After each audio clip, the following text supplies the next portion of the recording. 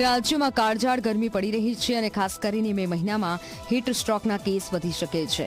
ત્યારે નિષ્ણાંતો હીટ સ્ટ્રોકથી બચવા માટે ખાસ સાવધાની રાખવાની અપીલ કરી રહ્યા છે।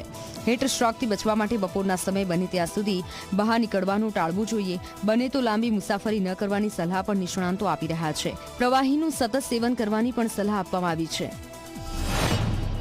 બેભાન થઈ જવાનું, ખેંચાવાનું, ઉલટી, વોમિટિંગ, ડાયરિયા અને ડિહાઇડ્રેશન જેવા સિમ્ટમ્સ જોવામાં દેખાય છે।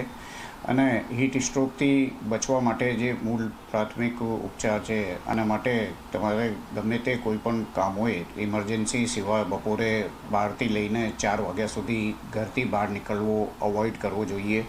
અને સપોઝ લાંબી મુસાફરી કરવી પડે તો એકસાથ લાંબી મુસાફરી કરવાની જગ્યા થોડી વાર વિશ્રામ કરીને પછી આગળ મુસાફરી।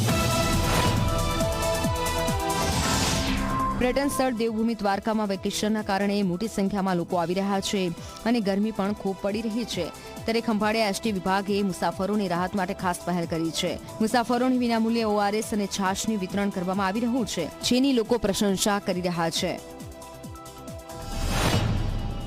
ખંભાળિયા ડેપો ખાતે કર્મચારીના સહયોગથી છાશ, ઠંડી છાશનું વિતરણ કરવામાં આવેલ છે અને અત્યારે જે હીટવેવની ગરમી અને એના પ્રકોપથી બચવા માટે થઈને અમારા દ્વારા આવા અવારનવાર કંઈક પણ વધુ જેટલા પણ મુસાફર જનતાને થતા હોય એટલા પ્રયત્ન કરવામાં આવે છે। ખંભાળિયા એસટી ડેપો દ્વારા ખૂબ જ સરસ છાશ વિતરણનો મુસાફરોને છાશ, ઠંડી છાશ અને પાણી